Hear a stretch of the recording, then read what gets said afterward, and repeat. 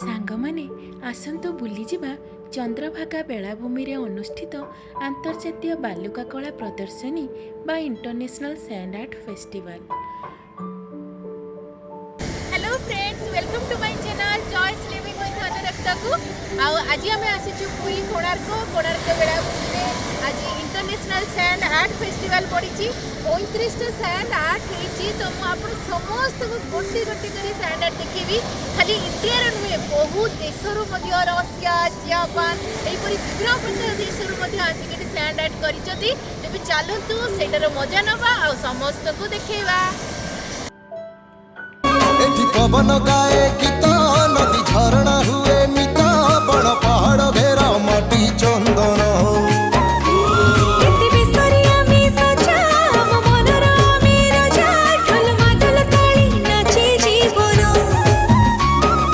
केते जाति जनजाति आमे ता अनेक भितरे एकता मंत्र आम कला आम संस्कृति भारी बढ़िया।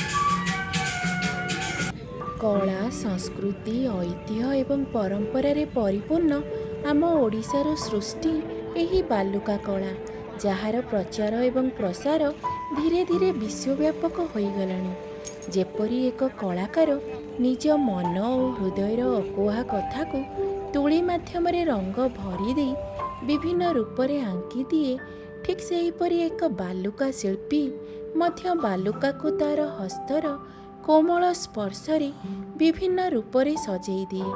आम ओडिशार बरपुत्र प्रसिद्ध बालुका शिल्पी श्री सुदर्शन पट्टनायक हेउचंती एहार एक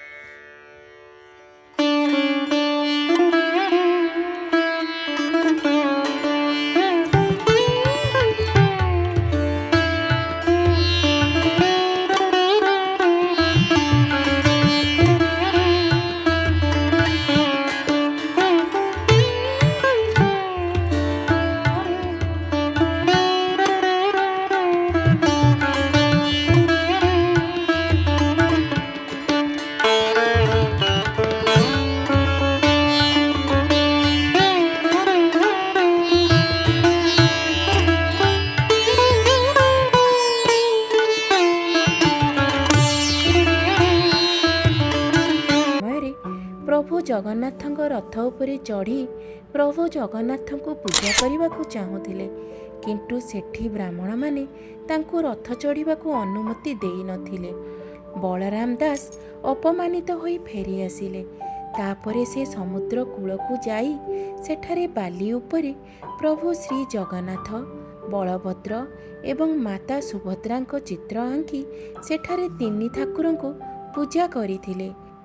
ତାଙ୍କର ଏହି ଭକ୍ତିର ଶକ୍ତି ଯୋଗୁଁ ତିନି ଠାକୁର ତାଙ୍କ ଆଗରେ ପ୍ରକଟ ହୋଇଥିଲେ। ସେହିଦିନଠୁ ବାଲୁକା କଳାର ବହୁ ମାହାତ୍ମ୍ୟ ରହିଛି।